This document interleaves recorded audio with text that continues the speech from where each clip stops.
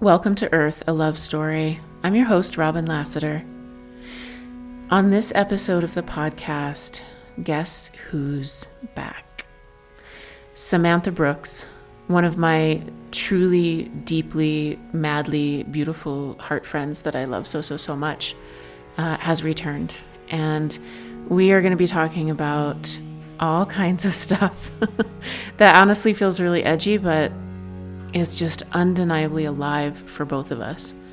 It's talking a lot about relationship, a lot about sex, a lot about fucking around and finding out, to be honest. There are so many titles for this podcast episode that we could have chosen. It is called The Summer of Love. And as Samantha mentions in the beginning of the episode, she has Jester's privilege because she's fucking hilarious and she can say whatever she wants. And the entire conversation is held in a space of us knowing ourselves, right? There aren't very many caveats where we're saying, you know, of course we understand that these are our shadows expressing. Of course we understand that not all men. Of course we understand that we are kind of out on an edge with this stuff. And I love that. It's a really honest conversation. It feels closer to what has been calling me really deeply for a while, which is this impulse, this felt sensation in the body of life herself, the goddess, the impulse of life, vitality, life force energy, moving through, wanting to move through.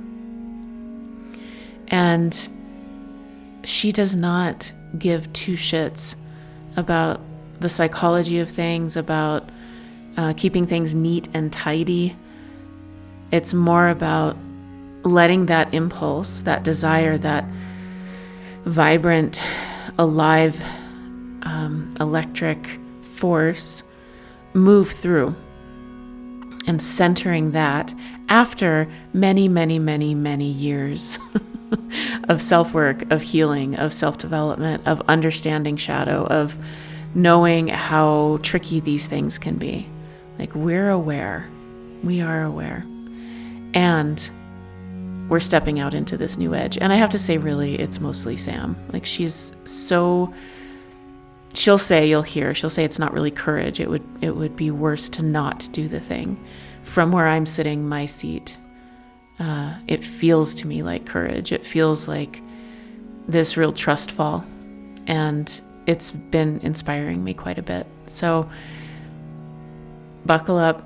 It's a big, long, winding conversation. It's kind of old school. We haven't had like a 2-hour, 2.5-hour, whatever conversation on here in a while. It's great. She's fantastic, as you know, and as you will know if you have not heard her other episodes, which I will link to in the show notes. What else to say? We do touch on this a little bit, but it's something that has been really alive for me lately, and it is about consensual communication. It's about asking consent before we give someone else our opinion or advice or our take on their situation. And intrinsic in that, if we're not asking consent, is this idea that we know better than they do. And we all do it all the time. I still do it all the time. I work with it all the time. I think I'm incredibly sensitive to this because I'm a projector, and I spent most of my life giving unsolicited advice. I'm also a recovering, boundaryless codependent, and I'm hypersensitized to people giving unsolicited advice to me or thinking they know better than me in terms of my process, my unfolding, my shadows, all of those things. And so because of that, and because of, honestly, some boundary breaches that have happened recently for me in the past few months, which is hilarious. If they're, the idea of karma, it's like coming full circle. It's arriving on my doorstep. I have done this so many times. I have done what's being done to me now so many times. I've crossed people's boundaries. I've been toxic. I've tried to fix people. I've tried to rescue people. I've tried to tell people what they need to do a lot. That was a lot of my life, and it was really damaging to my relationships and to myself. And when I discovered trauma-informed communication, nonviolent communication, when I discovered I was a projector, and we have this like penetrating energy, this penetrating auric field that feels intrusive to people unless there's an explicit invitation. When I learned all of that, it was just great sigh of relief because people started responding to me in a completely different way. And so all of this to say, like, first, it's really alive for me. Second, Samantha and I have been really close friends for several years. And for several years, we asked consent before we commented on the other person's experience, or we asked overtly for advice. Here's my situation, Sam. Please help me with this. Please reflect. Please show me what I can't see for myself. And because of all of that safety built, we now have an implicit blanket consent with each other.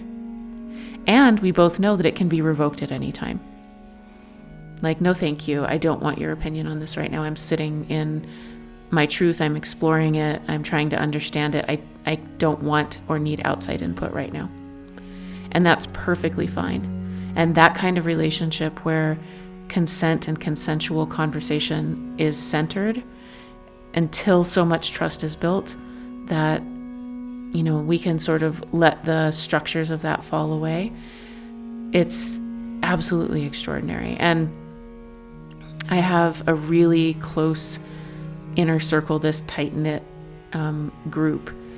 And whether we consciously call it out or not, whether other people in the group are conscious of it or not, we all practice this kind of communication. Is it okay if I reflect on your experience? Do you want me to just listen, or do you want me to reflect? How can I serve you right now? Is it better if I hold space, or would you like me to help you problem solve? And I'm telling you, it's a game changer. And it also walks the talk of believing that there's actually nothing fucking wrong with us. There's nothing wrong with us. We're all letting go of layers and letting go of constructs and letting things fall away and returning to this core of beauty, simplicity, clarity, truth. It's not that we need to become something different. It's not, in my opinion, that we need to learn something more. It's that we need to unlearn quite a bit. And I believe in the innate, beautiful intelligence of the body, the psyche, of life herself, of the pulse of evolution that's unfolding on the planet. And there are times when we definitely need support, and we definitely need a reflection. We definitely need to attune to another nervous system so that we can become solid and then attune to ourselves. Like, all of that is absolutely true if it's done with consent and invitation. And then what I'm experiencing now is that there comes a time when I finally, after all these years, trust myself more than I trust anyone else. So that even my closest friend, who I trust more than anyone, if they say something to me that doesn't resonate in my body, that I can feel is not true for me, I can say that. And I trust my unfolding after years and years and years of needing to borrow other people's nervous systems. So take that for what you will. It's just, I feel like I'm doing this little talk about it, but it's going to be a whole episode. We're going to talk about it in depth because I think it's so important. It's so important. If someone sets a boundary and says no thank you, and we cross that boundary, that is this little mini rupture, and then there needs to be a repair. And we're going to fuck up, right? Like, we are going to fuck this up. We're going to make mistakes. We're going to fuck it up. And that's what repair is for. So anyway, that's my soapbox moment. I will now step down and invite you into this conversation with Samantha Brooks, the vivacious, vital, I can't think of another V word, sexy, lovely, beautiful, powerful, strong, intelligent, amazing, vulnerable guide in my life, Samantha Brooks. I hope you enjoy. Well, I'm just going to be channeling unapologetic man vibes. I love it. I love it. Oh, unapologetic man vibes. Yeah. I'm going to be channeling, I'm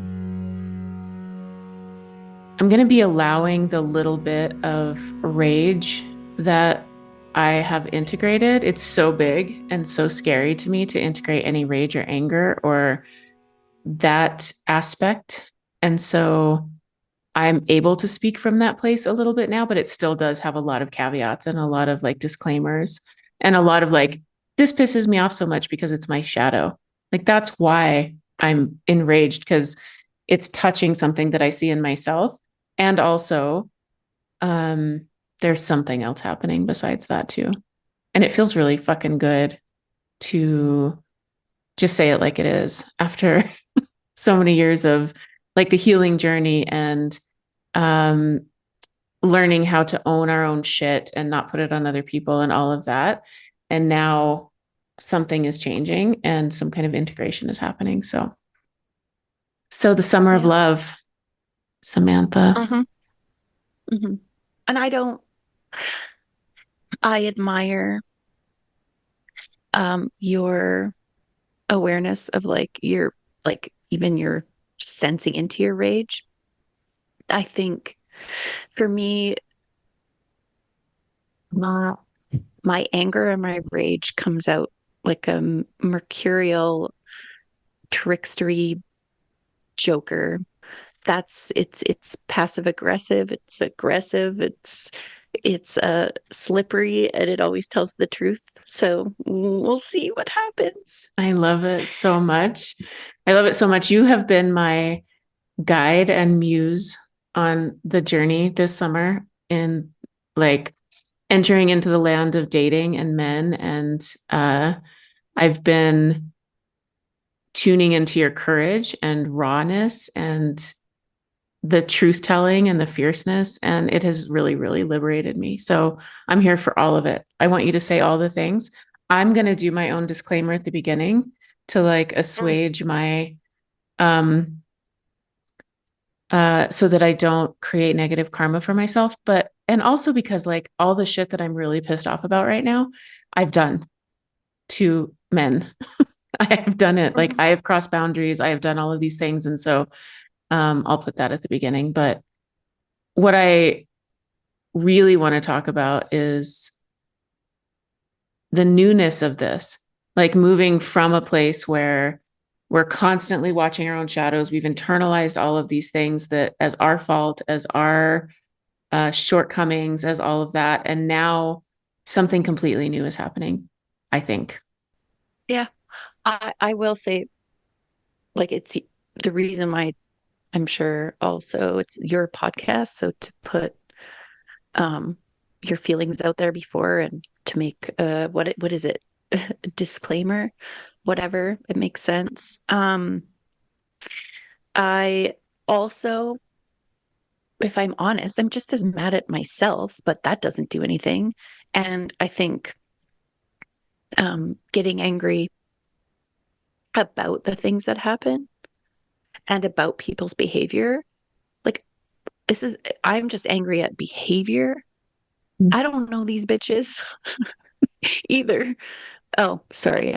I channel my 13-year-old, which we call everybody bitches if they piss us off. So Say that's just bitches. going to be the language. Yeah, do it. But I don't know them well enough to know their character even. So it is all the behaviors Mm. I'm mad at, and I'm mad at my own. So I feel like I have Joker's privilege, Jester's privilege, which I am in the court, and whatever I say doesn't fucking count I love because it. I have the privilege of making people laugh. So I don't know. I don't write the script. I just read it. I love it so much. That's one of the things I put when I was like making some notes. And like it's this phrase that's been rolling around in my head all day where it's like, uh, this is all made up and the points don't matter, which was from some TV sitcom at one point. Like it's all made up and the points don't matter. This, we are entering into a space where I am so tired of all the caveats and disclaimers. So, yeah. So let's talk about, I mean, invitation, because I don't know how deep you want to get into this, but basically you uh are like got separated this year from your partner of what, 20 years or something like that? 26. 26. Yeah. Yes. And we refer to him as the beast. Okay. I do. Actually, the proverbial we, and it's in contact in my phone in all caps, name, and then the beast. So that's who that is. You can put that in the show notes. Um, yeah, in October, like end of September, early October of last year. Mm-hmm. Yeah, which came as a um like a surprise, but then, after thinking about it, after processing, not a surprise. Yeah, so um that was that. It was a literal, I think within a week, a literal complete change in me. Um uh, uh by the act of another. I don't know how, like, I didn't choose to, like, all of a sudden change. But that's what happened too. Like realizing or just going, why am I so happy? Why Mm. am I not tired? So that's when guilt came in when he left. And then um, yeah, started feeling better automatically. And the guilt, half of it was just my own, that's, I love somebody for so many years. And then how quickly I could feel better after they're gone, that's kind of crappy. But then also being told by the same person that yeah, I was tiring, Mm. I was not fun, I was blah blah blah. Insert all the things that people say to hurt you. So yeah, but I didn't choose my own transformation in the beginning. Yeah. I remember that time so clearly and remember us talking at some point, like after you had stabilized a little bit about like, when are you going to get back out there? When are you going to date? When are you going to, and you were like, yeah, you made that face. You were like, never, like, no, to be intimate with someone, to let somebody see my body, to, um, like not even knowing how to do it, not having any idea. And I so relate to that. If I'm not in a relationship, I tend to shut everything down.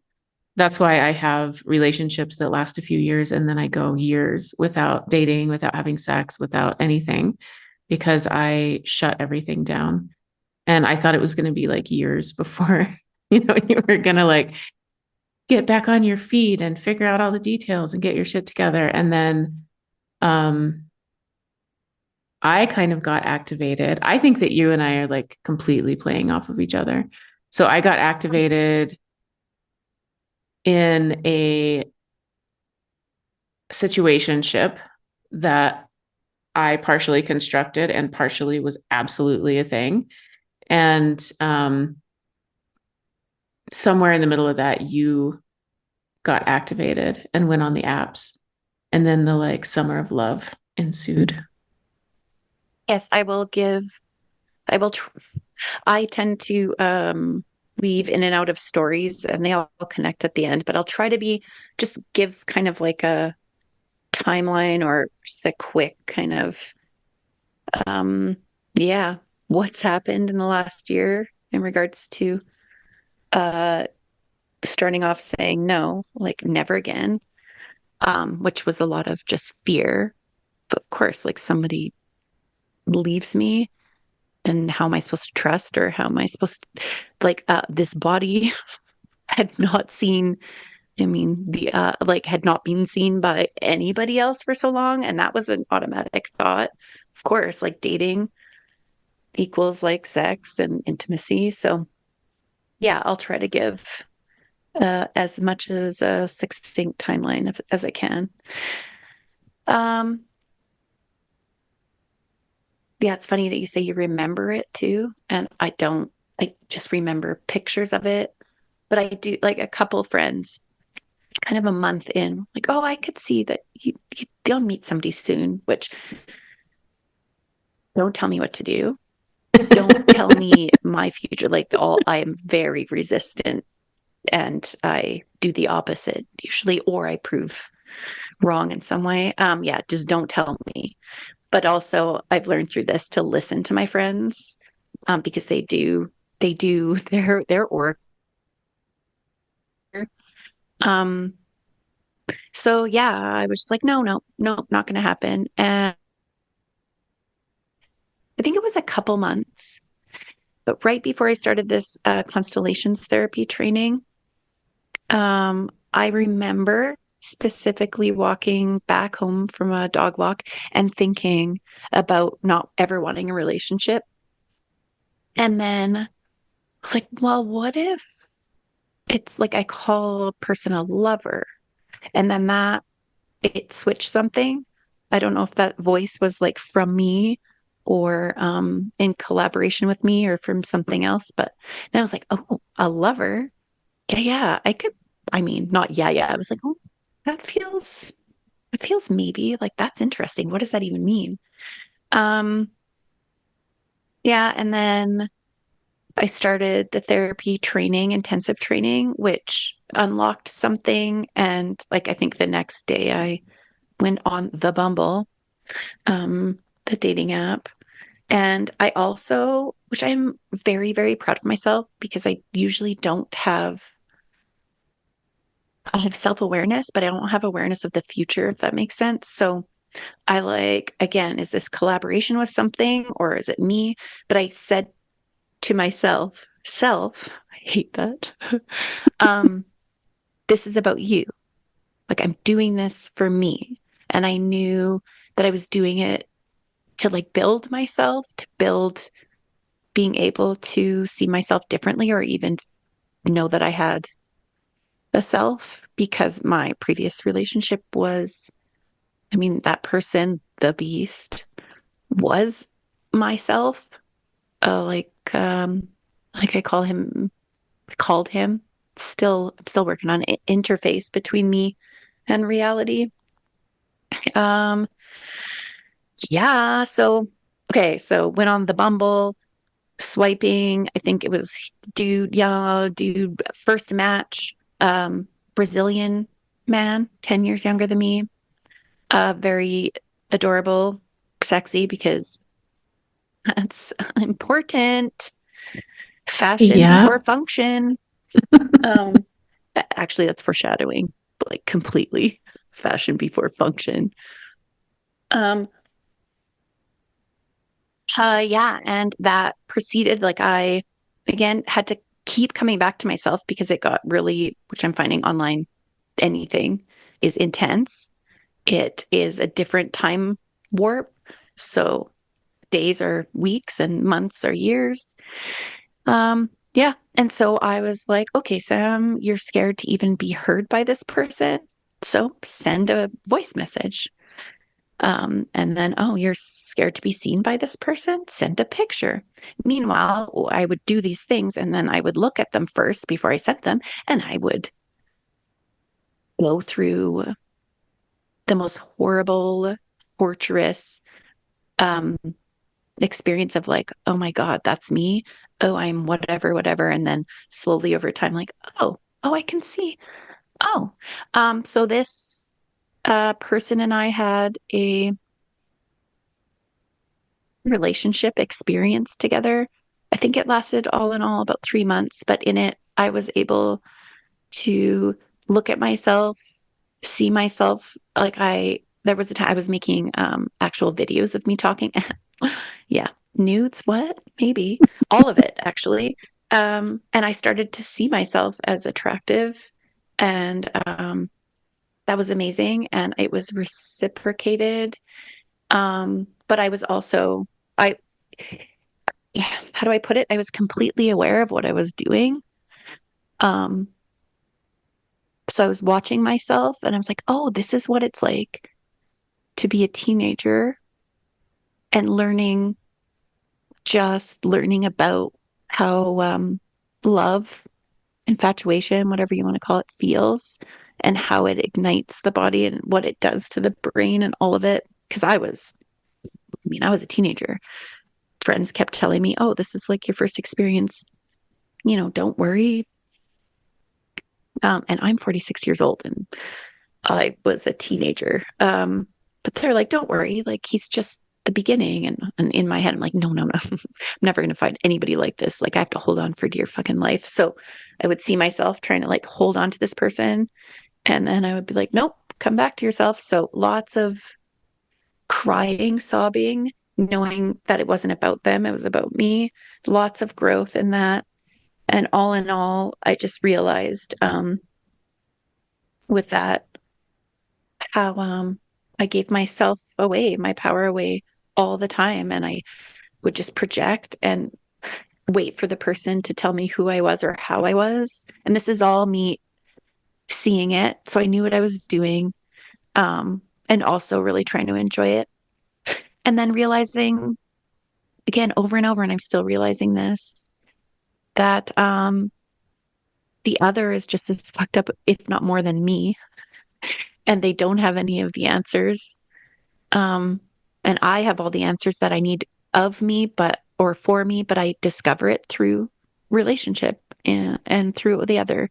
So my heart was broken. I was promised things. That bitch didn't even touch me when I met him in person. I met him like twice. And anyway, I put a lot of effort in, but I'm so glad that it worked out like it did. And overall, with him, he gave me a lot of gifts. And I think he's great. And yeah, and then that started the Chronicles also of Sam the Slut. We call that the Olympics edition. Wait, But yeah, can I pause real quick and yeah. reflect?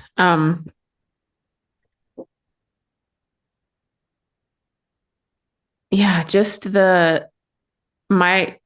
it okay if I talk about your experience as I was experiencing it? And yeah, Yes. okay. Yes, please, actually. That's why we're here.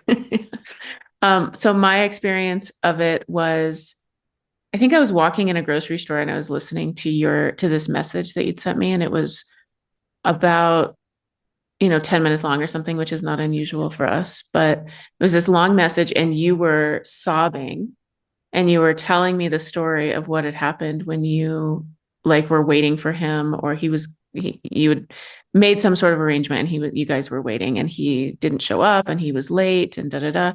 And it was a full-blown trauma response. Like it was completely trauma of, and it was absolutely a younger self from my perspective. And it was also so wonderful and courageous because you were just all fucking in and you were so vulnerable with me and you were being so vulnerable with your friends. You were like, I do a thing where if I go through this stuff, I really tend to keep it in the past. I've really kept it like hidden because I'm pretty sure there's something wrong with me and I'm so embarrassed or I'm so whatever about it. But like your vulnerability of sharing all of it. And I was listening to it and you said something like, he showed up and he had a Dr. Pepper and there was like booze in it.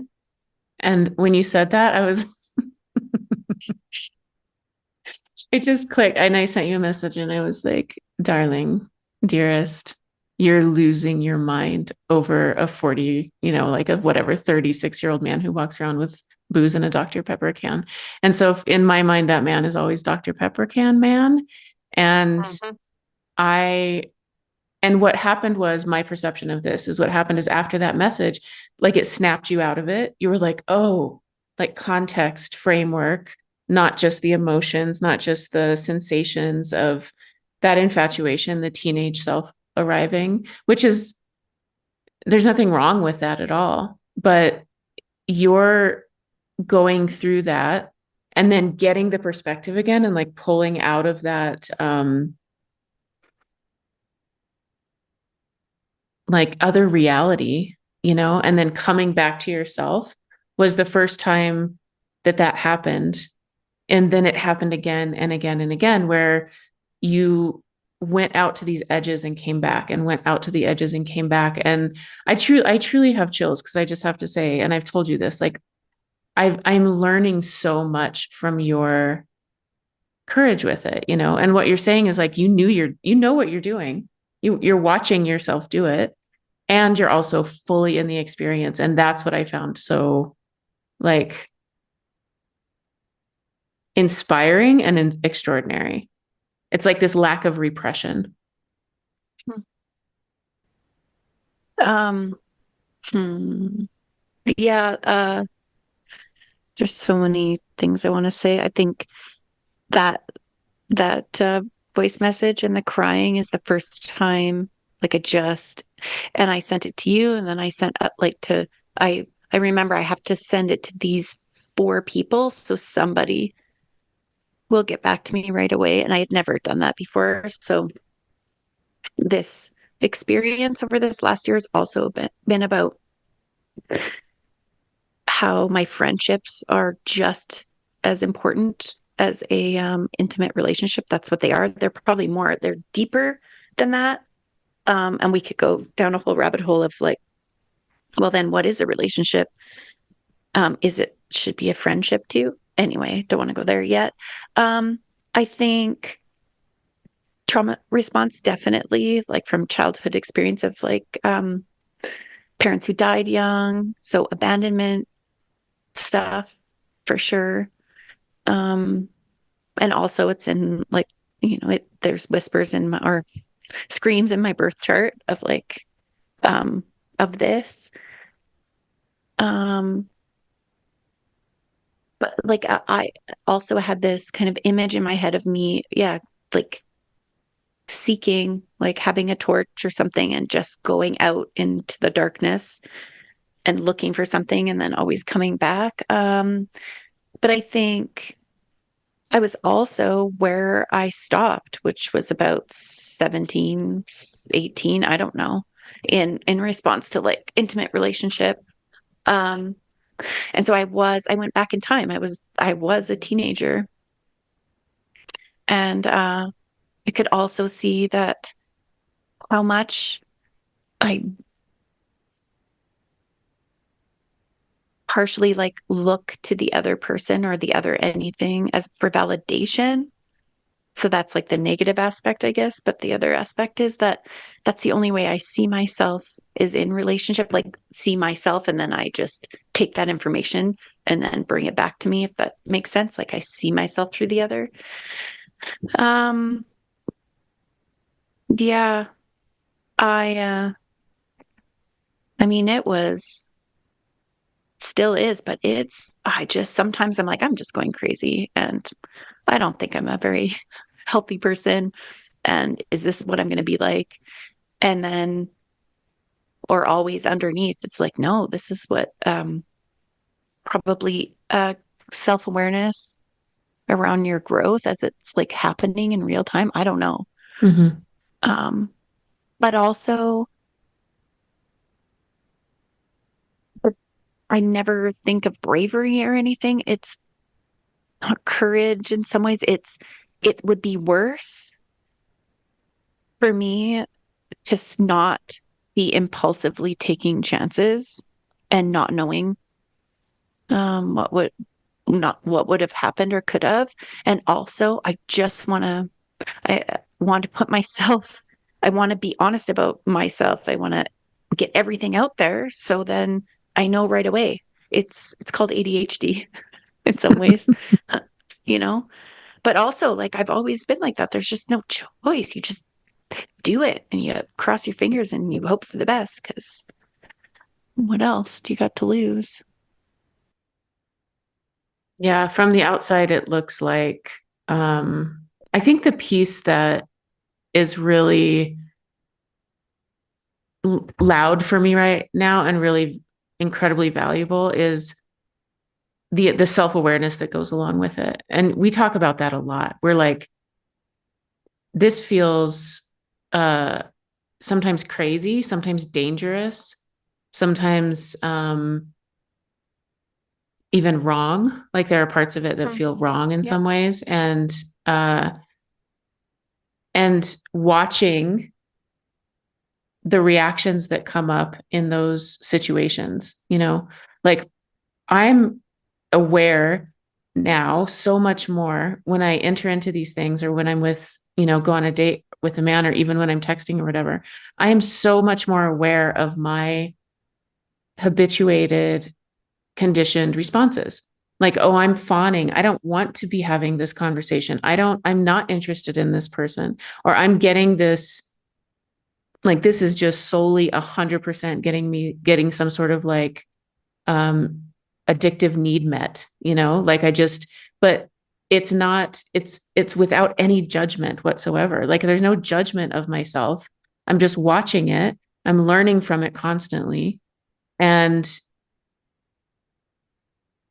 it's so different than being like, okay, here's my trauma. Here are my patterns. Here's what I need to do. Here's where I need to like compartmentalize that, keep that under control, and then hope that some external person will arrive that will speak to all those needs and meet all of that while it's in the shadow. And I don't have to process or do anything uncomfortable. It'll just like magically click. And there's like this fantasy that it'll all come together somehow, when in reality, that's never happened.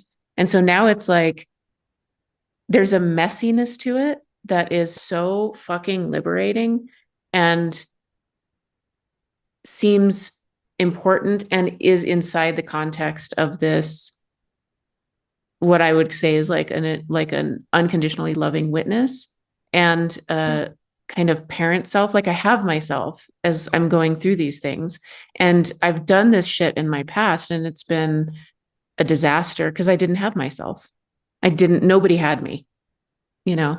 And now I have myself and it's still kind of messy, but I'm like, oh, that situation I'll never let happen again. I see where I overstepped my own boundaries. I see where I did something I didn't want to do, or where I got unconscious for a minute and was like, oh, I was unconscious there. So now what am I going to do differently?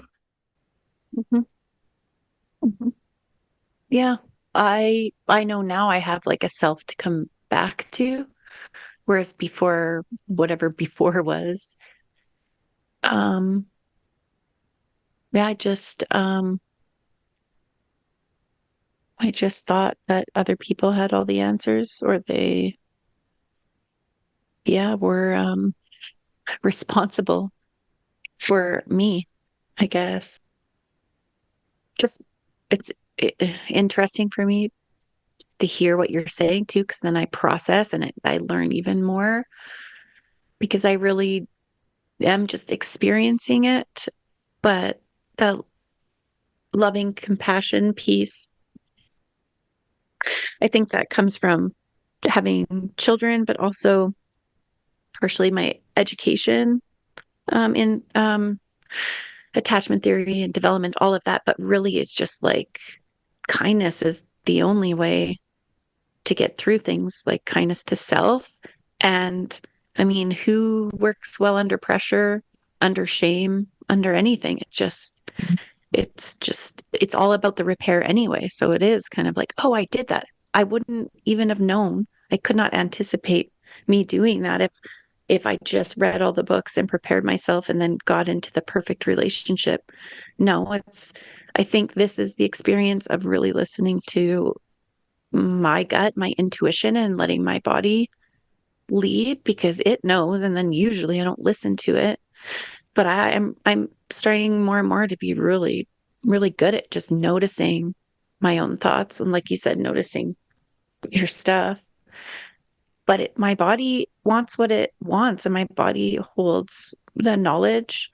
My brain holds the I mean, how the navigation system in a way, like the problem solving and the creativity. But if that makes sense, it's my body. So of course I'm going to have to like actually real time, real world experience what it's like to open up, to be more and more vulnerable. But really, it's just to be myself, which I've always been myself in certain ways, but I've hidden so much of it, or yeah, made it less, or only I chose who I revealed it to. And now it's just like, no, this is me. I have a way even of doing this now. Um, but I'm excited because every single person has brought me or given me something that I've learned so much about myself through. Um, yeah, I don't know. It's like I'm standing on the edge of a cliff, or I don't know if cliff's the right word, maybe like a tightrope or something, and just knowing like I mean, if I lean one way or the other way, yeah, am I crazy? There's, uh, who I'm selfish. Like I could just like tip over. It's such a strange experience to treat it like oh, I hate this word, like a spiritual experience. Mm-hmm. Yeah. Because I think that's what it is. Like this, whatever it is, I mean, maybe I take back spiritual.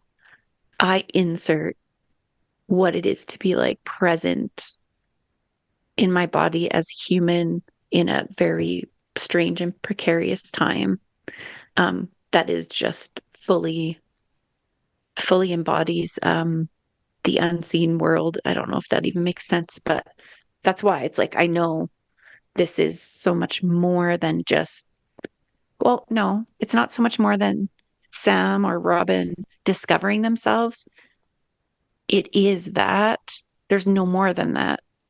Mhm. And that's like the only thing that we can do to like be of service is to do that, I guess, if Yeah. that makes sense. It makes so much sense. And I really love that. It's like, and I'm surprised that it's here. Like to me, there was no indication that this change was coming. There was no like decision Right. necessarily that, okay, this is now the kind of dimension that's opening up and we're going to explore it. It's not like that at all. It's like, Jesus Christ, what the fuck is happening? And we're looking, and the tightrope is a great example, and falling off one side or the other of um, delusional, crazy, for me, danger. Like it feels dangerous. And I have to, and there's no one else to check with except for we can co-regulate, like we can come to each other and oh God, I want to say like eight things at once. I know. Yeah. So I do want to say before I forget, like the thing that you said about the body being the compass or the initiator, the indicator, like what you're following, what you're trusting, that's huge. That's to me like the core of this. And my words around it are life herself, like the impulse of life, which is like life force Yeah. energy, which is to me sexual energy, which is this like Mhm. impulse, it's desire that we've spent so many years making space for grief, building capacity, having this understanding, like you said, you have all this education and attachment theory and developmental theory and all of this. And I do too, and we've built this capacity for so long so that we can hold and be with ourselves in the experiences. And now it's like, oh, this impulse wants to move through. That is, for me, I'm calling it desire. And it is in the body. And trusting that is, for me, just fucking terrifying. Like it's so scary to trust that. And also, it's so trustworthy. It's so fucking trustworthy. It's like I can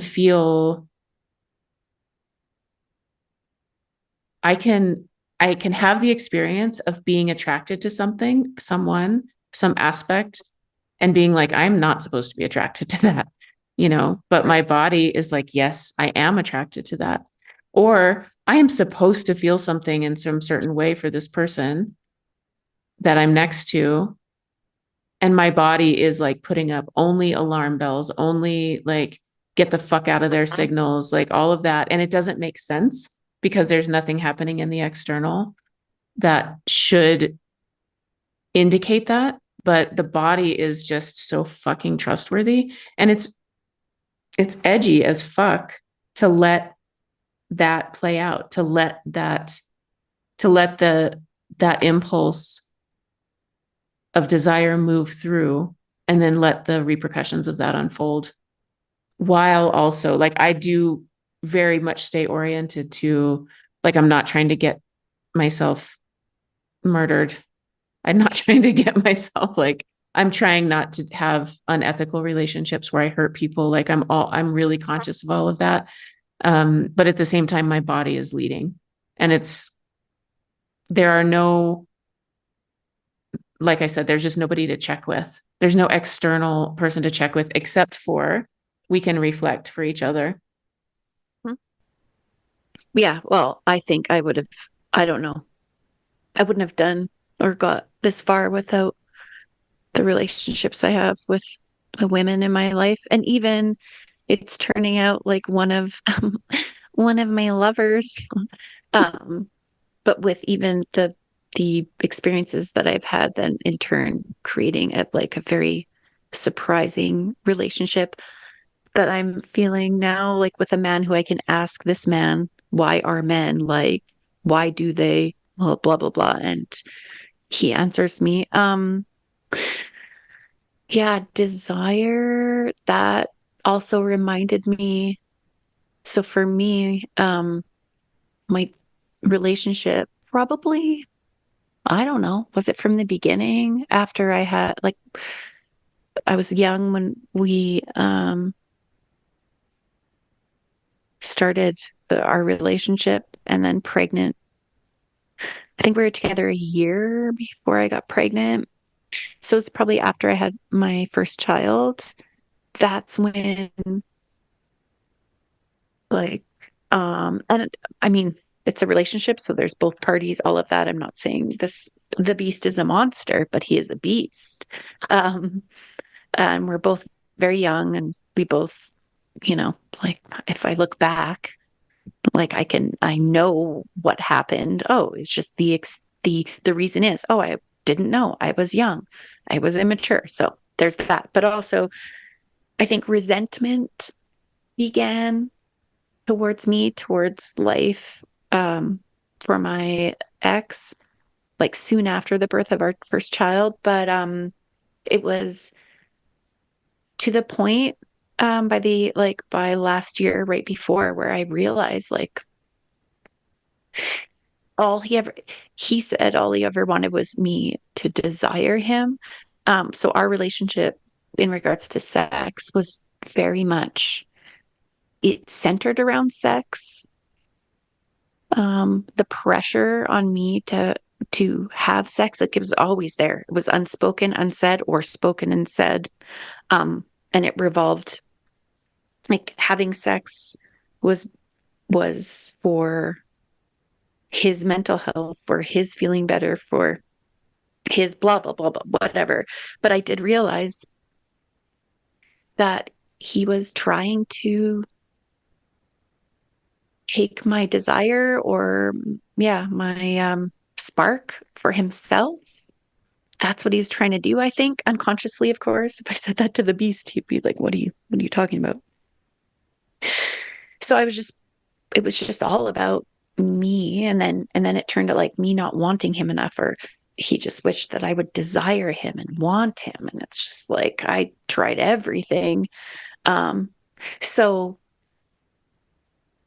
the last while, 4 months, 5 months, 4 months of me finding my own desire again, like it was there.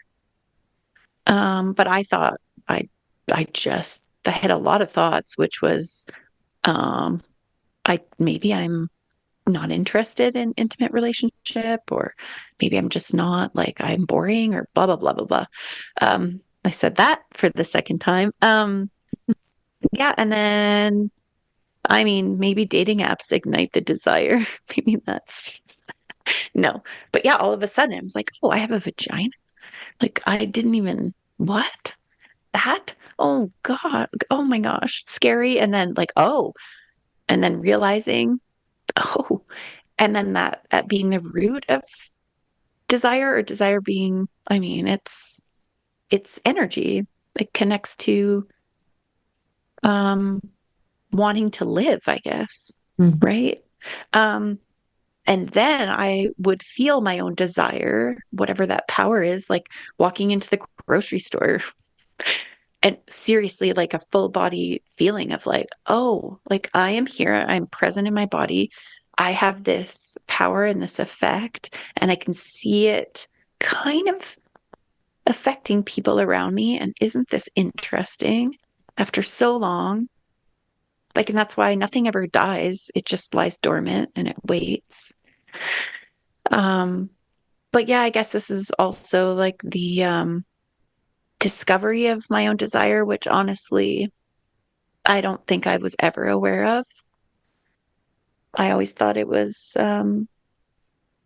about maybe igniting the desire in others to like, and then I think about my relationship and okay, makes sense. I was also looking for somebody that wanted my desire or somehow I could tangibly find it then. So, but now I'm realizing, oh, okay, I don't need necessarily a man or a person to feel desirable or to have desire. Then what is relationship? Mm. Now I know, like for me, I feel like this is true for me right now, is that I'm desirable. So what I have, um, that's what others come to me. I'm not even gonna make a comment. Because this pervert, I tell you, it's been concentrated sexual energy. I am like a 13-year-old boy. Okay, 12, 13. It's ridiculous. Um, but yeah, no, I just it was a huge realization to me that these people that have come into my life have um seen me and wanted like they came to me even though I thought I was like pursuing, but no, like they're arriving for me.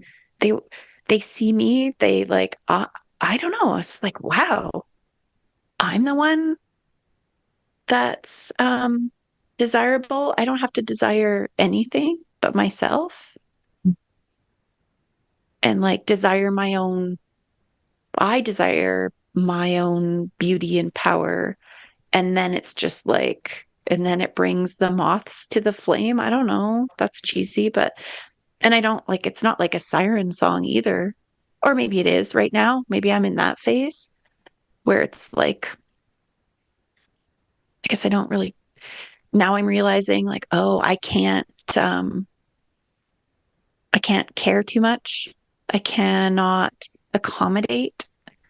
I'm just in the stage of like, this is what I got and it's big. So get in line or like you can stand like over there and there's a person over there.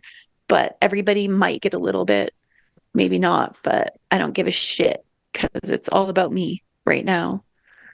Um, and I can't have clutter,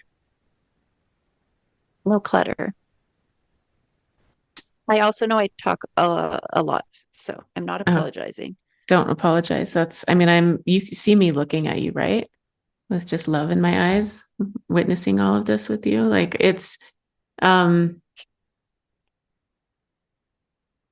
it's been so helpful because I've been feeling that arrive in myself and kind of in the collective that, emotional body, physical body, nervous system, getting acclimated there, figuring out what to do with that. And now this new thing is arriving that's different.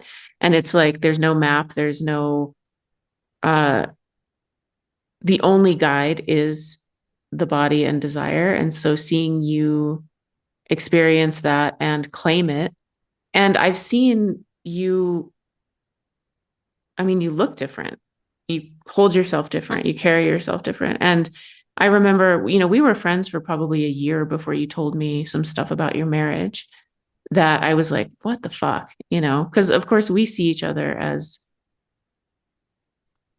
these, I see you as this like divine, extraordinary human being. And then finding out that these things are happening, and you're feeling like shit all the time is was like, oh, fuck, you know?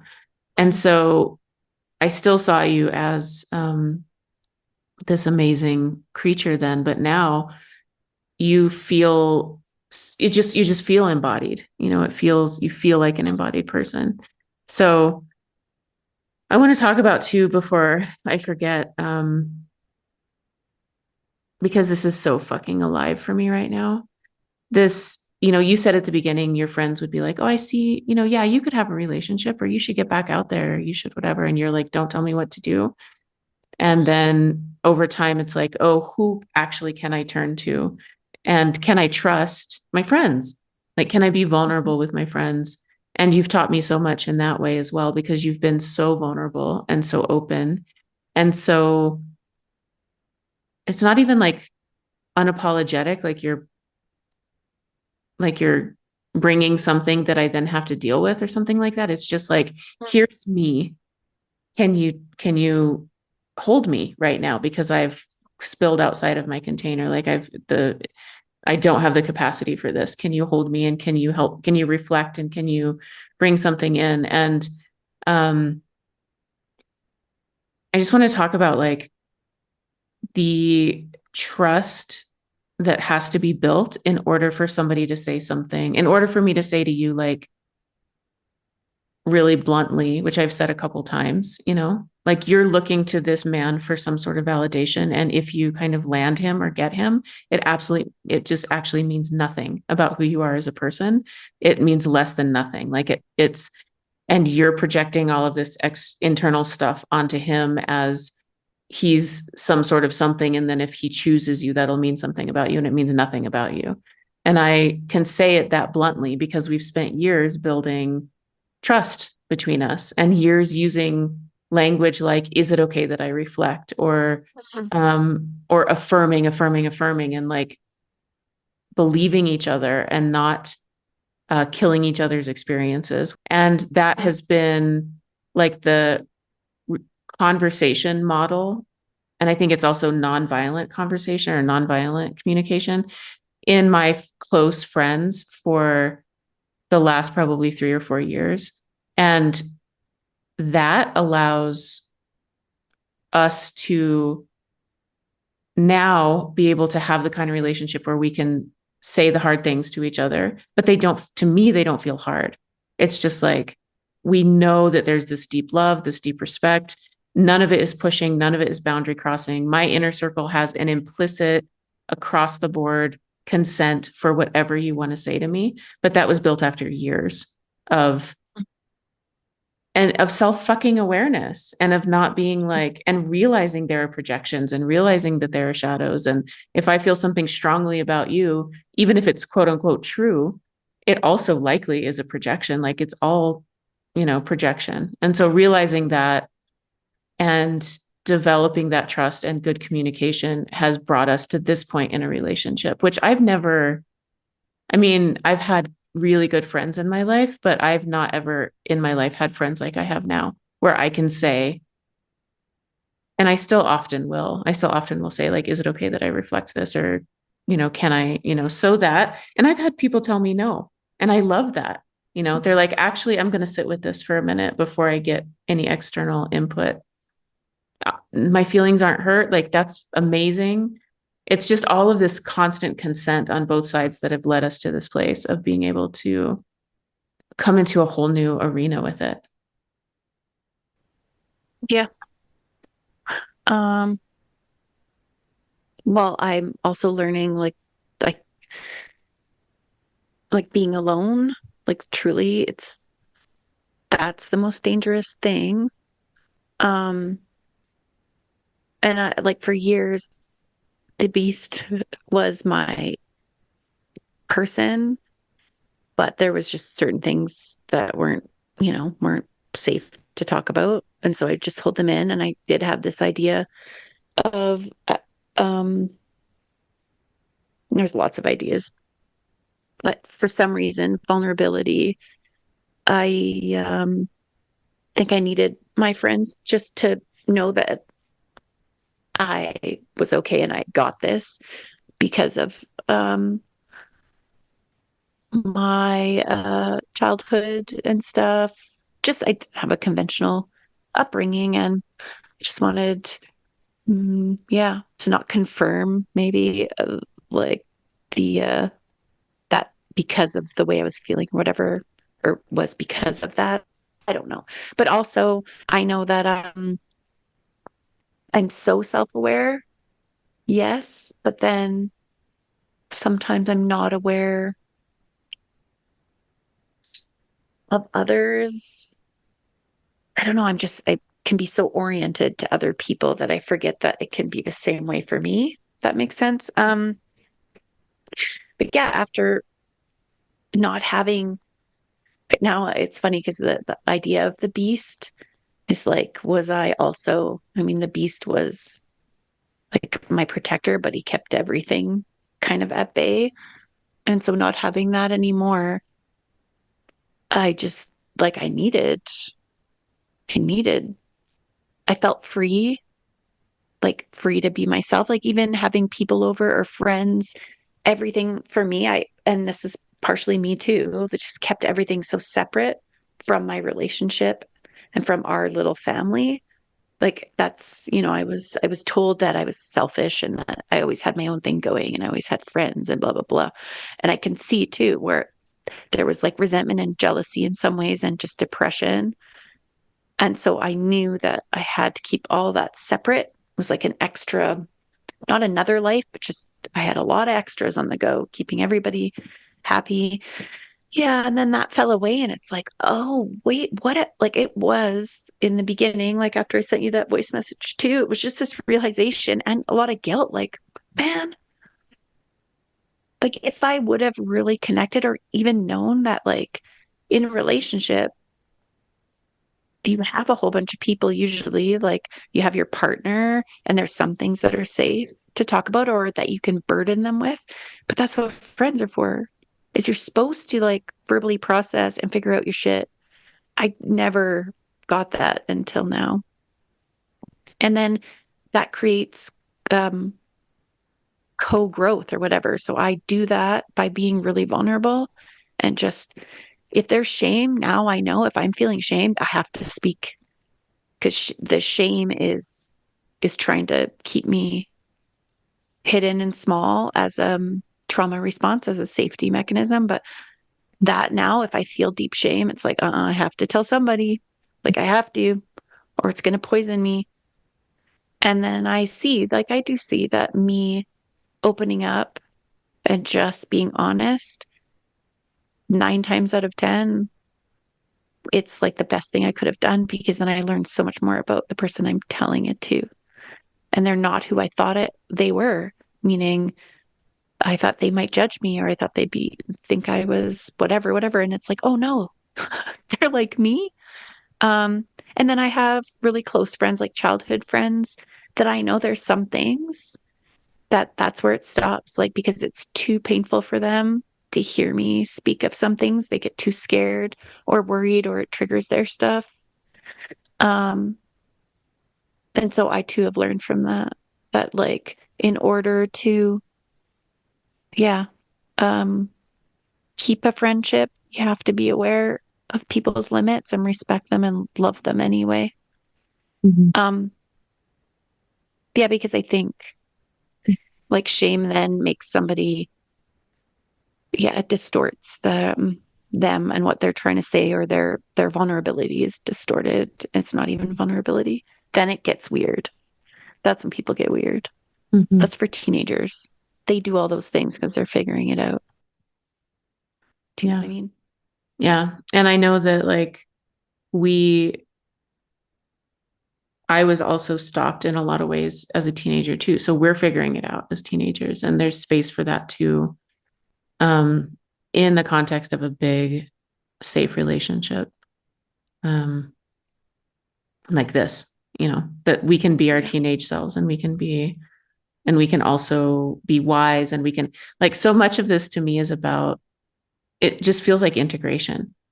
It's like Yes. if we speak the shame and know that it's that's like almost all of it, right? Like just it being spoken into a safe place and then reflected or not or whatever. Like, but it's just this massive integration that's happening. It's like, oh, these parts of myself that I decided were bad or wrong or unlovable or um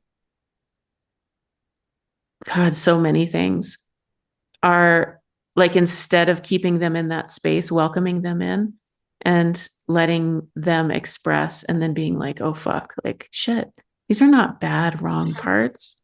I mean, yeah, I'm remembering a voice note I left you where I was just like working so hard to like unearth this shadow of, that had been brought up by this kind of experience that I had with this man in the spring. And God, I was just like working so hard and I was so distressed. And you sent me a voice note back and you're like, there's nothing wrong with you. This isn't a bad part that needs to be excised and destroyed. And like, of course, I would never say that to anybody else, but hearing you say that to me, I was like, oh shit, this is a part that is so tired and battered and I'm just fucking beating up on her. And all she wants is to like lay it down. And I don't remember all of the context around that, but I remember the sensation of this opening in me, of this like peace. It was like peace in my body. That's when I started feeling peace in my body. Well, I think it's again, like I'm so thankful for my job with working with families, but especially just learning about um development in children and how their brains develop and the role of emotion and the role of needing somebody bigger, wiser, stronger to hold them and just to see them. And that I'm learning, yeah, I don't think we can consciously do shadow work where I'm getting like so firm in that, where that's where we need the other, like a friend who knows us and sees us to sometimes say, hey, like, what? Sometimes it is simple, like, hey, you did nothing wrong. That person's an asshole. Or like, if it's so hard, I remember I was talking to somebody last week, and she went through the training with me, this constellations therapy, and it's about growth and it's about like changing patterns, sometimes generational patterns or whatever. And she just said, I've been working on this thing about, she said, like, it's about her feeling like a child. She's like, I've been working on it and trying to grow up, and it's just not. And it's been years. And I'm like, um, well, maybe you should think about why do you have to grow up, or what is wrong with who you are right now? If it's so resistant, then does that mean actually there's nothing wrong? Mm. That doesn't need to change. It's an essential part of you that makes you who you are. Like, why? And I guess a lot of the time it's the simplest answer. Mm-hmm. What was her Sometimes response it's in like, that? she just was kind of quiet and was like, I really, she had to think about it because, yeah, so focused on that. And I also really resonate with her because I know like a lot of the why I am the way I am is because I am a teenager, like a child, and not in it. Because now the more I around children and just the more I like just truly see them, there's nothing wrong with them. And being a child is not naive. It's not um a person not having power. It's probably the most powerful time. And so I think maybe we're all just growing back into like what it truly means to like have the heart of a child and be a child. So I'm not saying, hey, thanks guys, I'm a child, so I don't need to do anything because I'm no, it's more like I am naive in a good way. I trust. I just want to experience things. I'm curious. Um, but also that makes me seem um, stupid to some, Hmm. or inconsistent, or um, non-reliable, all the things that, yeah, that's should be the motto of this. What if all the things you think you should change about yourself, if you just accepted them and Yeah. surrendered to them, that whatever how they interact with the outer world, maybe that would shift, but they they just need a permission to be okay. And then then that's when shit happens. I just don't think it needs to be really hard. And that's probably the hardest thing to do, is to say, actually, what if there's nothing wrong with me? I'm not a psychologist. I'm not talking about like mental illness or any of that. I'm just talking about, every day kind of, why can't I do that thing? What is wrong with me? I try and try and I work so hard. Like, how about not? Right. I mean, that's the new thing that's arriving right now is like, and it fits into what I was saying about consent and stuff too, because this is where we might start to rant a little bit, which would be fun. But like the Yes, please, number because of, where is it? People are because we've been dropping off like ranting flies. to, no, they're Mm-hmm. not, because we've been ranting to each other for a while because like, Mm-hmm. it's probably that we're coming out of some kind of like a social egregore or something where we've all been doing so much healing work and shadow work and like we can see it now and we can see it clearly and now we can see other people's and it's just been this thing is like are you doing like it's there's so much projection around it and I just have to like the number of men who take it upon themselves to try to teach me something or to help me help me when I've not asked for help and when I don't need help is or to try to change me or to try to fix me is extraordinary. And that's what's so interesting. And I'm seeing it in so many big and small ways that that has just been the relationship dynamic that I've been in. And also like like I'm not just doing a caveat here or a disclaimer, but like for fucking real, because of my own codependency stuff, because I'm a projector and didn't know it for so long, like putting doing the same thing to men in relationships. Like I really did that to Jupiter in my last relationship. I was like kind of pestered him about how he needed to be different or and he was sort of in relation to me as like I knew something that he didn't know, which is total fucking bullshit. Like that's where I'm arriving with this is you don't know what I need and I don't know what you need. And if you ask me, can you please reflect this for me? Can I get some wisdom around this because you see it from the outside? Like amazing. That's what you and I do. That's what I do with my friends all the time. It's so helpful. But for somebody to come in and just say, which has just been happening to me, like left and fucking right, it has to be some kind of karmic purge or something because it's ridiculous how much it's happening. I had a situation yesterday where somebody was like, uh, let's talk. I can help you. And this person doesn't know me. A lot of it happens through the podcast because people, and I get it, like I'm so open and the book is so raw and like people think that they know me because they listen to that. First of all, that book was like, I'm a completely different person. You know, that book was about the first block of my life. And now I'm entering into a new block of my life, but people, don't know that. So they think that they're getting a snapshot of who I am. And so when I got that message, I said, no, thank you. Like, I actually am not that person and I don't need help. And they could not help themselves. Like, they could not help themselves. They just gave me their opinion anyway, even though I had said no, thank you. So it was this boundary crossing beyond my consent. I did not consent to this. And then I ignored it. And then they sent another message.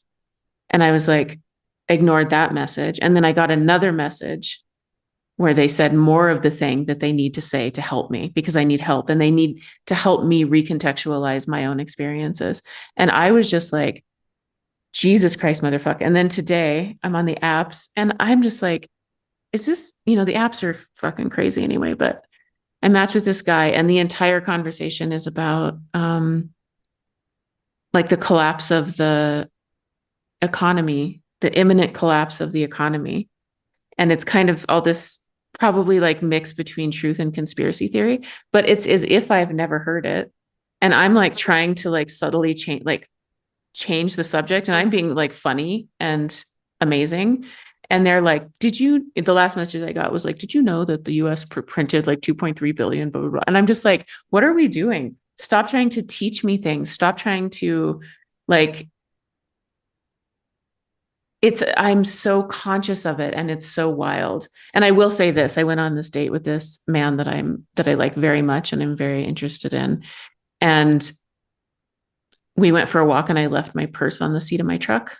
And he is, because of his life experience and his past, he was like, could you just put that like behind the seat? Like you just shouldn't leave your purse on the seat. And I was like, all right. I mean, fair, like whatever. It didn't trigger me or make anything come up. And then at some point I had to get an oil change later in the day. And he was like, are you past due on your oil change? And I was like, a little bit. And he's like, don't do that. Like you have such a nice truck. And I said, actually, God, I've been taking care of myself for a long time and I'm fine. And I said, I know you are, but I just want to take care of you a little bit, And then I was like, oh, Mm-hmm. like that was, That's I kind of liked that, like that was Yes. nice. Because it's not passive aggressive and it's not like, let me teach you this. It's actually a conversation where then you can say, thank you, I'm good, actually. Yeah. And then they can go, oh, yeah, no, I know you're good, but I want to, for lack of a better, be a man or whatever. Right. And it's just, which I also can appreciate if it's like clear and they know why they're doing it. Mm-hmm. That makes all the difference. I'd be like, bitch, don't you tell me about the global collapse. I want to know if we have a connection so we can fuck. Right. That's why we're here. For. Yeah, like what are you doing, bro? I don't want to know. Like, give me a fucking phone call, we'll do a video call, I'll see if you're hot or not. Like, or you do something for me and we'll go from there. I don't want to. I know for me, it's the opposite, but it's the same kind of learning or whatever, where for some reason, I just think these dudes have again, yeah, I know they have gifts for me, let's say. But as soon as I'm like, I put all my power in their hands, like, oh, you're going to give me what I need. You're going to be the person or whatever that I've created in my mind about you, because I'm really good at just taking a few words that they say or actions going, oh my God, that means they're this and this and this. And then I am just like, oh no, no, you don't even know, boy, you know nothing. Oh, that's so annoying. Fine. I guess I'm better at that, or I'm no better than anybody. But also it's like, oh fuck, I know myself more than you know yourself or whatever. It's fucking annoying. But then when I'm really vulnerable with them, either happens where I'm vulnerable, I say this is how I am, what I want, what I need, and then they're like, no thanks, or they react, or then they're like, that's great, that's cool. Mm-hmm. And they usually don't have to even say this is what I want or need. It's usually this kind of like, you're good, you're cool, that's hot. Mm-hmm. So I have to again come back to myself and don't put these men in some kind of special container box, or I don't know, like cupcake thing. When you put cupcakes in that thing. Fuck, because when I do that, then they're a huge disappointment. Yeah. But I knew that my gut told me. Right. Your gut told you, and there's something about not subtly abandoning ourselves for this thing that we think is going to rescue us. which is a giant Yes. fucking bummer because I want to be like, that's a big one for me and has been historically. Like, this person is going to make everything okay. This person is going to have all the answers, and I'm going to be able to rest and I'm going to be able Right. to stop. And what I'm discovering over time is like, I don't really need to rest as much as I used to because I've got my nervous system. Like, I know my edges and my boundaries. I can fucking rest by myself. Mhm. I don't need this person to do anything for me so that I can rest. Yes. But I didn't know that. I thought that like I need a soft place to land and it needs to be Mhm. somebody else. And now it's like, no, actually, I am my soft place to land. So if you don't bring something pretty extraordinary, I'm not interested. And that's just Yeah. wild. That's just like, what the fuck? Like, I had someone like choose me, which is all I ever fucking want is like a man to Yeah. choose me. And I had somebody choose Yes. me. And I was like, and my body was like, this isn't the experiment we're running. We're not running the experiment of being chosen. I'm not saying no to being chosen by this person. I'm saying I don't know yet. I Yeah. have And to you're not wait. obligated. Just Right. because somebody likes you doesn't mean you have to like them back. That was a big realization. And with We are 13, Dr. Sam. Pepper, Like, it's yeah. Well, with Dr. Pepper Brazilian, man, I had to like even step back and go, why am I getting so caught up in like worrying that he doesn't like me or find me attractive and all that? Where I'm like, I don't even fucking know if I like him. right. Oops. Right. Oh, wait. No, wait. Let me just look at you. Let me just like remember your CV. Is that what it's called? Let me think about your friggin' on paper, your resume. Oh, yeah, no, I don't even think you're right for this job. Right. Oops. Sorry, I just got so caught up in like my programming in this Yeah. culture of like being of service to men. Mm-hmm. Right. It's the centering. I had a friend tell me she's going to be on the podcast. Maybe she'll talk about it, but we were talking about some of this stuff and she's like, I'm so tired of centering men. And I am not ever going, I don't think, who fucking knows? Like, I'm getting in touch with so Mhm. much rage, but every time I say I'm not gonna ever, whatever, then I Yep. absolutely Then do you it. know you're gonna do it. Yeah, it's Yep. just the worst. So who knows? But like, We'll see it. I don't want to be someone who doesn't like men.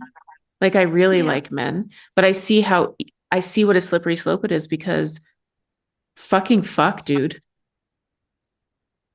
Maybe it's just that because of the culture, because of, I'm 45, you're 46, where we were raised with all the TV shows and movies and the culture that we were conditioned a certain way to think a certain way about men and relationships. And so there's all these projections about what they're supposed to do for us and who they're supposed to be and how we're supposed to be and what it's supposed to be like.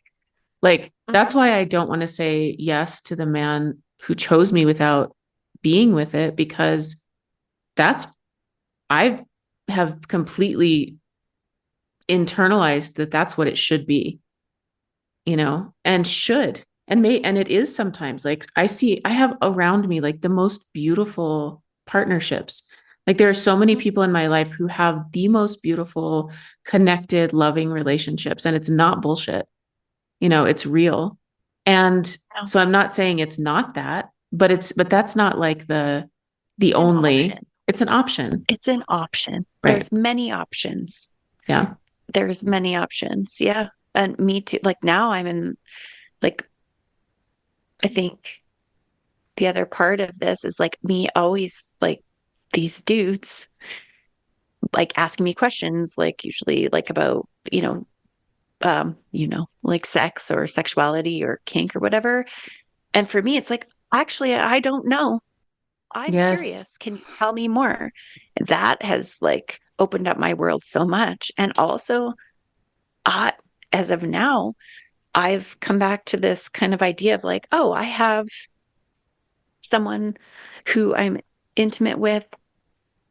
When there's a lot of chemistry, who I really enjoy. I can't see him very often. It's a limited amount of time, but it's like that need is being met. And then there's somebody else that I can have an emotional, truly emotional, vulnerable connection with, and also have sex, and it's great, and really learn from them. And that's great. And that's over there. So as of right now, like the idea of putting all that in onto one person in like, and then having to do all that other stuff, like, no, I'd rather compartmentalize it, to be honest, in a really great way. Like, and come back to myself, because I don't want to get caught up in wanting relationships so bad that I forget to work on myself, or just to pay attention to myself, and then I have nothing to fucking offer. So I do need somebody to save me. Right. Because that's the sort of the default. And it is for me too. That's why it's like, as much as I think that that's what I've always wanted, what I actually want, like, I totally agree. People are like, what do you like? What is, I don't fucking know. And I don't know what I want. I don't know who I am. I did tell one man, I was like, I am never again in my life faking an orgasm. Like, never again will I do that. And women are so like that. I don't know if I've ever, like, that is absolutely what we do. Sorry, guys listening. Like, Yeah. Oh yeah, now you can go and sit in a dark room by yourself and think about all the friggin' times, my friend, because 70% lies. Yeah, lies. And it's our fault. Like, it's my fault. But we're so habituated to do Nobody's it. fault. Yeah, It's just yeah. how it is. Right, right. Now, though, that I have awareness around it, now it's my fault. Like, if I did it now, it would be my fault. Oh yeah. Because now I'm self-aware, and now I'm like, I'm not doing this anymore so that you feel better about yourself, or so to get this over with, or to, whatever. Which are all valid. Right. Because sometimes I don't know, you could own it and just be like, roll your eyes and go, thank you, okay, goodbye. Just faked another one. I'll put that somewhere. We'll keep track of that. Yeah, no, I know. To me, it's like I don't want to get to that point. I want to, listen to my gut, or getting to that point and being brave enough just to like say, yeah, that was great. Person asking, like, no, but some bodies just don't do that, or there's no reflection on anybody in this room. It's Right. just nope. And also like the pressure to, God, Jesus Christ, I don't know. Like what I'm loving is that and I do feel like such a kid, and I feel like I really do feel dumb. Sometimes I'm just like, really, like, seriously, that this stuff that now in my 40s, I'm just discovering this. And I have to say that a lot of people are dumb then. Yeah, I think so. I mean, I guess I shouldn't say that. I just feel like, Jesus, how is it just now that I'm discovering all this stuff? But like, having radical honesty, that's been in my head, my sort of like verbiage. That doesn't mean everybody gets access to all parts of me. It doesn't mean that I'm every single thought in my head gets expressed. But like, if I'm in a conversation, I'm trying my fucking best to be radically honest. And what I'm discovering, and I have that, like, I have the courage to do that because of you. And so what I'm discovering is like, God, they want it. They fucking want vulnerability, authenticity, honesty. Nobody that I am in connection with is leaning away from hard conversations. Like, they so fucking want it. And maybe we're just all starving for it. And it's just a whole new world. And it is, and like, this is going to end.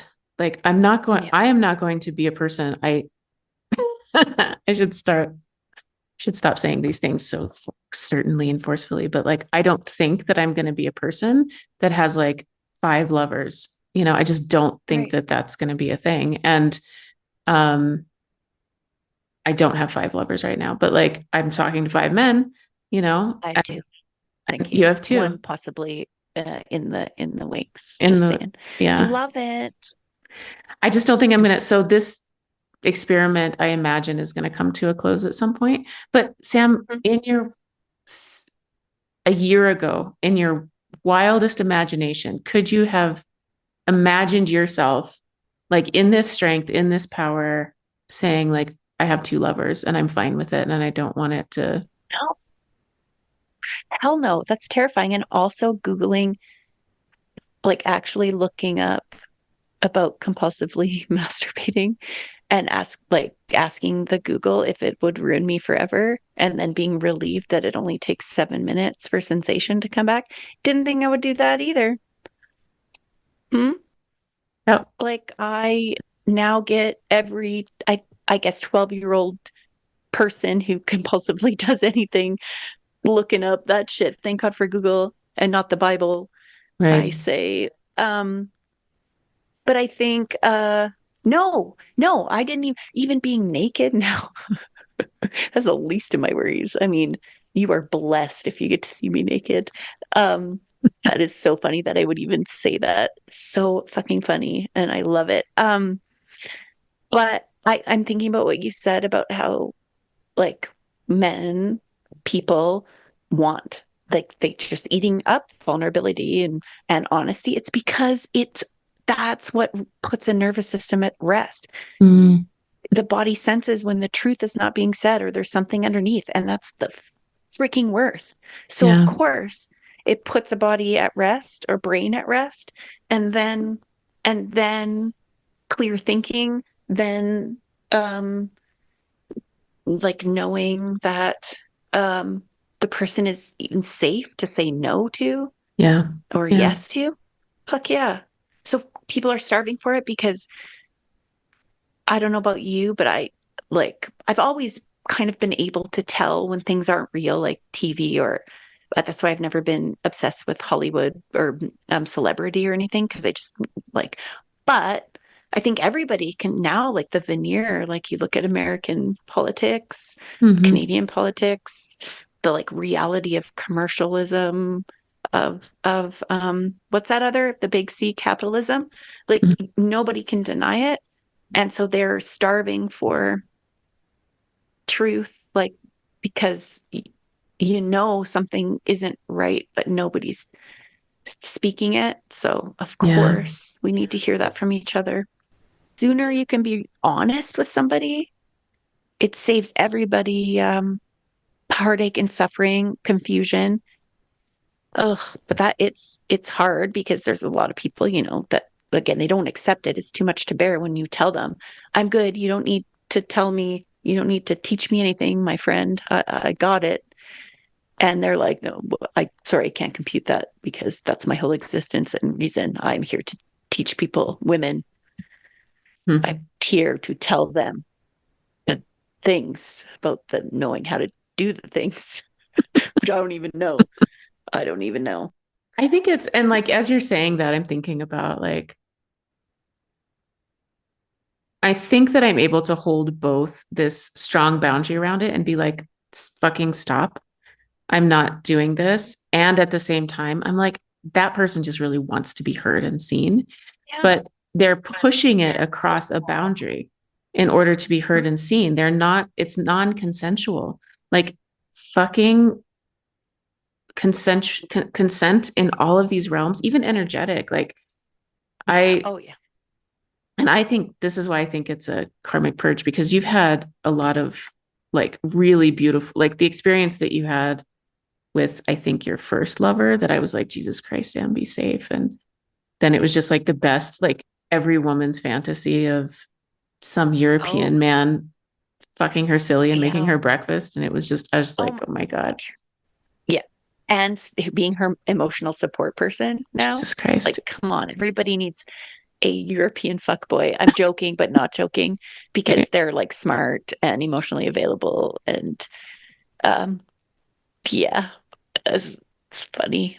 But yeah, sorry, you just like now I'm in dreamland. I know I did the same Just thing. I don't even know what I was saying. Now I'm just thinking about your amazing weekend. But yeah, um, but remember, I had to like also because I think the idea of like because I went from Dr. Pepper to like pleasure dom man.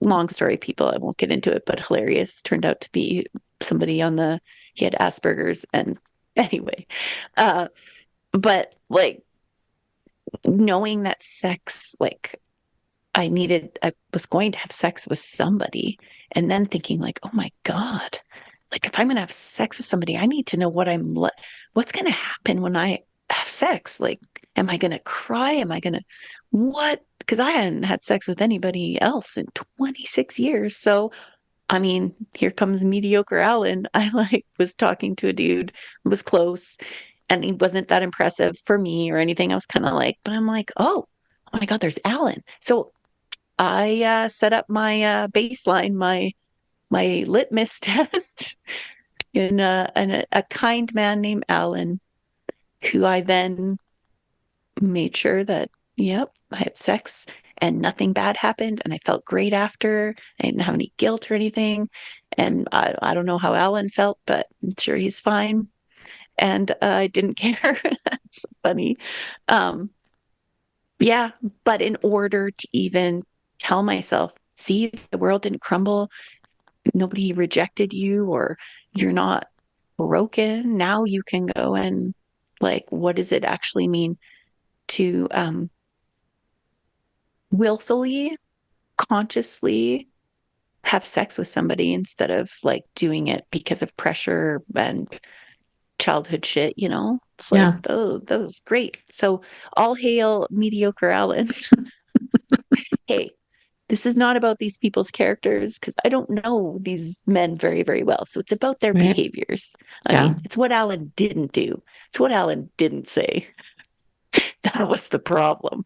Wasn't much. Just saying. But there's acids and bases, and like you want to be like he was base. No no acidity there. It was Yeah. good. I Yeah. mean, yeah, I love that self-awareness of as well of like we don't know we don't know each other. No, It's it's not all personal. it's Truly. it's really not. And that's like, and I think about that sometimes.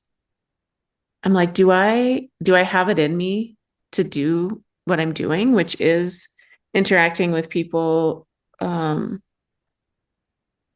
don't even know, like how the fuck do you get to know somebody? It takes years anyway, and it's all so much is projection, and do you ever really? So that's just to Uh-huh. where consent comes in. Like, Consent, boundaries, speaking of your boundaries, your wants and your needs, your yeah, hopes and your dreams. yeah, Yeah, right. right away. It's fucking wild. And I'm just learning so much. Yeah. But Robin, when you say like that's the thing. I don't know what I'm doing because there isn't a manual. And I know that if I keep reminding myself like I'm doing it for me, and that's an act of kindness. And I joke a lot, like I said, like I have joker's privilege, warning, but also um I have these interactions with people because like there's something about them Hmm. that I know is like safe and kind for me. And I'm like over like I mean, I checked in on mediocre Alan like 3 weeks later. I'm like, hey Alan, you're supposed to call me. We never agreed on that. It was hilarious. But I am actually thankful. But yeah, I don't like I'm conscious of everything I can be. So that means I don't there's no ill will or anything because Hmm. like I have kindness in my heart, and I'm doing this um to grow myself and to hopefully like do that like the same for somebody else, So Yeah. I don't And it's entered into again consensually. So people, even though the outcome may not be what somebody wants, like that's been know. our experiences have been very different. Like I have Yeah. not met my European lover by in any way, shape, or form. I've had different experiences, and ones that have ended with it not working out. And it's because I'm listening to my body.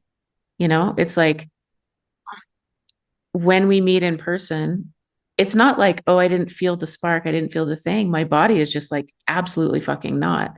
And Yeah. then I have to have that conversation, and I don't, or I have to just say, like, thank you so much. And it was really great to meet you. And I'm just not. And I learned that from the first man I went on a date with. We went on a date. I thought we had an okay time. We were both so exhausted by the end of it. It was like 6:30, and we were both like, So for whatever the fuck, we were like draining each other's energies in a horrible way. I like gave him a hug, and he texted me the next morning and said, like, thank you so much. I had a good time. I didn't feel the thing, but it was really nice to get to know you. And I was like, oh, that's how you do that. Like, that's a grown up. I felt maybe a little twinge of rejection, but mostly I was like, oh, Of course. I was like, oh God, this is just like shit. I'm at the age where I'm interacting with some of them are grown-ups. And like there are ways to do this, and we consensually entered into it. Somebody might get hurt, somebody, that's the fucking dealio. Like this is the realm that we're playing in. It's so weird and empowering and bizarre. And you and I have both had edges within the last 3 or 4 days where we were both like, what the fuck is happening? Like, is this okay? I've fallen off an edge. I don't have any, there's no ground. There's no, like, what is reality? What is my life? Everything is different. Everything has changed. And then trying to orient ourselves again. And what we come back to over and over again is like, we have ourselves. We have a framework of consent, and we are trusting what I call life herself and the body. And it's fucking crazy. And each other, like hugely each other. Yeah. I think back to like just, disappointing somebody or whatever. It's like no is the kindest thing you can do. And the sooner the better. It's just a plain no. Yeah. It's respectful and it's kind. And that'll also show you, where a person's at, how they take a no, Right. just which I like yesterday was waiting for this person who I've been talking to a lot and was excited, ignoring all the body signals of like, Sam, you should just say no. But I was just like, no, I want to return on my investment. I want to see if this is, like, is this like the magical thing that I've been waiting for? Blah, blah, blah. And I was, because I had this like weird experience of somebody being vague and confusing, and I didn't get a no. So my response in general to vague and confusing is like panic. But also I was like, am I mad? Am I frustrated? Somebody just tell me the truth so then I can have my feelings about it. It's like, so if I was just told no, I would have probably cried and realized that I was just working through some internal wound. But it would have helped. Right. But instead, I was sorely disappointed anyway. Right. And that's what we're learning. It's like this, another friend of mine used the word, it's recalibration or calibration. It's like we're calibrating to what we actually want, what we know we want, what is okay, what is the boundary. And it's a calibration, and it's fucking, dude, if I haven't said it enough, like it is messy. It just is. Like from the outside, I talked recently, like there is a man inside my head who is judging me constantly about this. Yes. And he takes different forms. He has an identity at the moment. He's a projection I've installed inside my head that's telling me like, this is wrong. You're in denial. You're being crazy. You're like this is dangerous. Like that's such a big one for me because I've gotten myself in fucking dangerous situations. So this is dangerous, and you're being whatever, like just fill in the blank. And having to push back against that and just be like, what do I actually know? I know, okay, that was a learning experience. It didn't go the way that I wanted. Now I know that about myself. So now I recalibrate to that and that and that. And like, I've seen you, I can feel in myself like this identity forming that I didn't have before, especially in relation to men. I was only ever a reflection of whatever their context was. And now I can feel this identity forming, and I can see you like solidifying as a person that I didn't know that you weren't before, you know, but like, yeah, it's like you're more, it's more embodiment or more power. right. I love that because I think that's what deep friendship is about, is like, I know maybe we like see each other. Like I saw you from the first time I saw you, met you, listened to you of like, oh, this is Robin. This is who she is. She's this and powerful and all of that. And then learning more about you, I'm like, oh yeah, no, still Robin, but Robin doesn't know that yet, or those things, or Robin think, oh, that's interesting. So are the people that we love see us for who we are, and we just become that in friendship. I think Mhm. that's like, maybe that's like the antidote to the poison of like vulnerability in like intimate relationship, you know. Mm-hmm. um yeah, because I it's a relief not to have to know how to do everything. You just have to like learn as you go, right? And seeing that in somebody else, and then um yeah, also them seeing it in you. That's what I mean. If I wouldn't be able to survive this, or I would have just not taken any chances, probably, if it wasn't for the people that mean the most to me in my life. Yeah. Like just listening to me. Mm-hmm. Yeah. Yeah. It's extraordinary. It really is. There's no, I never wanted to be like a girl's girl. I was always a guy's girl. I was always cool, you know, could drink, could hang out, could be like one of the dudes that then, you know, they would want to fuck once in a while. Like I was always a guy's girl. And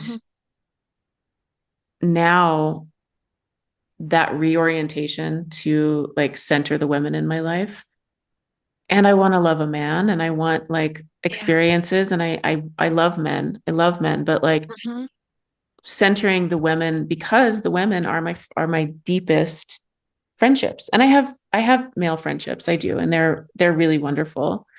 But sorry, like the truth is that my female friendships are the most powerful, extraordinary. They're the safest.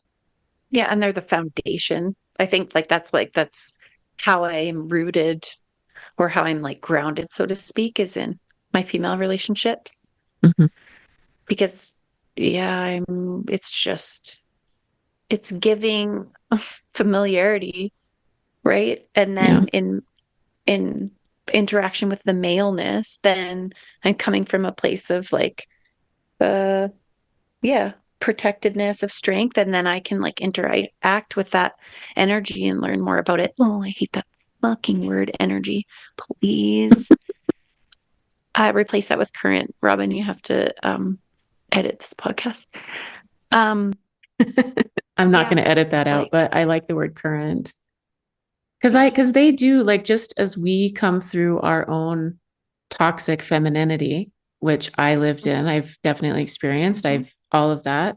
And they have, you know, played out toxic masculinity, like both. And as we come through this into a new way of being on the planet, which I think that that's what this is all about, is like, there is some sort of magic, chemistry, alchemy, of course, between the masculine and feminine. Of fucking course there is.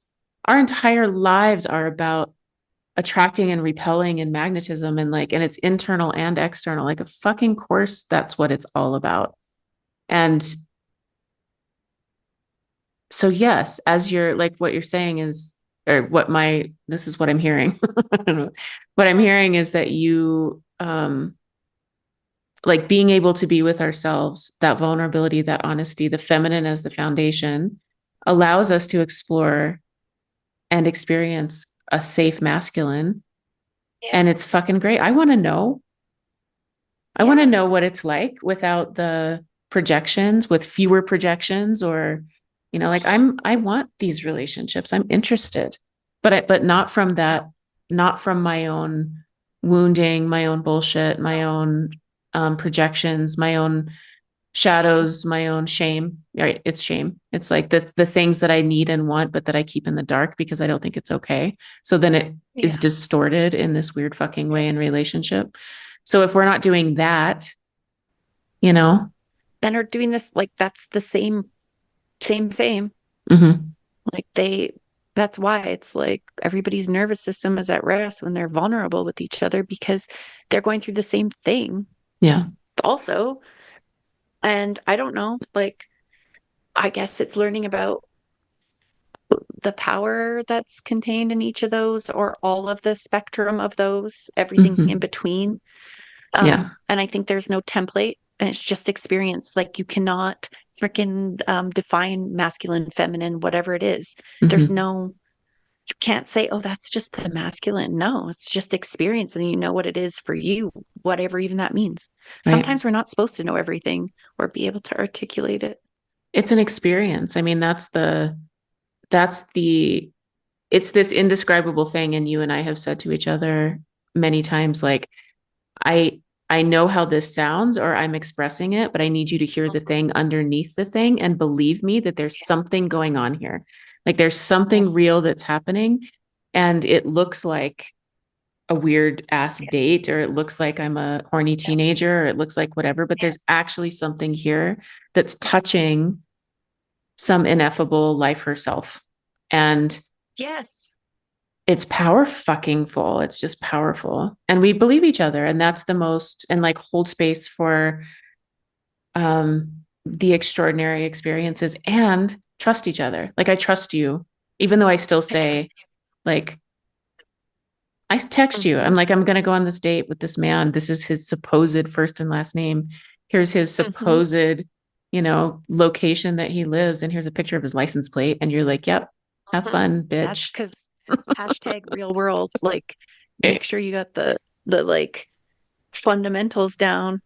Yeah, it makes me sad about that like beautiful man that I matched with in Toronto, and then he's like flies, and he's we had this talk, and I was so excited that I was going to meet this like super hot dude, and then I had to, even though I was like, oh, I'm gonna freaking feel so horrible after, but I had to say, hey, I'm really interested, so I need your real full name and your details in order to feel safe enough to like go somewhere to meet you. And bitch ghosted me. Yeah. Oh, so painful. And of course I messaged, are you just busy? Because you're not talking to me. And then, oh, hi. I'm just gonna send you a song. Maybe you forgot about me, or maybe you've changed your mind. Because, oh, nope. Yep, I tried 3 times and maybe one more time because I'm a white woman. But yeah. Yep. Oh my God, I love it. That's why I love you so much because everybody does that and you just admit it. But I do, I'm so like when I double text or I, push or whatever, and then I get all ashamed, but it's just like, there's so much acceptance and integration that's happening through all this. It's amazing. It's because I think too, it's to realize like, again, the shame, but thinking that, it's a bit of like a ego trip to think that, oh, I'm the only one that does that, or oh, it's like, Right. oh, everybody's like this. Well, what the fuck have we been doing forever? Jeez. Right. It's a brave new world, and I love you so much. We could talk for another hour, but we should wrap it up. Yes, we should. Anything else that you that's burning that you want to say, do you want to like promote anything that you're doing for the world? Oh my God, what am I doing? Somebody you can like project onto me, tell me what I'm doing, and then pay me for it. And I'll let you know if I'll do it or not. Relationship advice. You're gonna entice people into their own summer of love. You'd be great at that. Sam the slut. Sam the slut. Sam the slut. I think, well, I let my studies go. So I'm in years 1 and 2 of Hellenistic astrology with a nightlight astrology school. So I want to get that finished. And probably, let's say in 6 months, I'll have some kind of weird and wonderful thing that I'm doing. Tarot, oracle readings, I'm down. I won't do love readings though. I'm joking. I bet your tarot readings and oracle readings are different now. You're different now. I don't know what they're like. Yeah, I don't know. Yeah. Okay. I love you. I love you. Thank you again to Samantha Brooks. I'll put her info in the show notes if you want to track her down and make her do a tarot reading for you. Also, thank you so much to Morgan Jenks for our beautiful musical soundscapes. I want to say as well that all of this, the podcast, everything I write, everything I have, all of it originates from a we space. It is emerging out of a collective of us. And I am, for some stupid reason, putting a microphone in front of my face and talking about it. So I just want to acknowledge all of you. I want to acknowledge the people that are co-creating this, because that's what it is. The women's cohort that starts on September 22nd. If you are listening to this before then, that means I got the episode out before then. Registration closes technically at the end of the day on September 18th, but if you reach out to me on September 19th, I'm a sucker and a softie, and I'll probably let you in. But please, if you would like to join this cohort, please try to let me know and register by end of day, September 18th. If you would like to have a Meet the Guide session, work one-on-one with me, or get on the waiting list for the next group offerings, which will come. They will arrive probably the first of the year, will either be a continuation of maybe Bridge Collective 2.0 or something completely new. I don't know yet, but I can feel that these group spaces, these community spaces are really alive and calling, and will continue to unfold. If you want to do any of that, if you want to connect with me, if you want to reach out, if you want to sign up, if you want to schedule a one-on-one session, please visit honeyheart.com.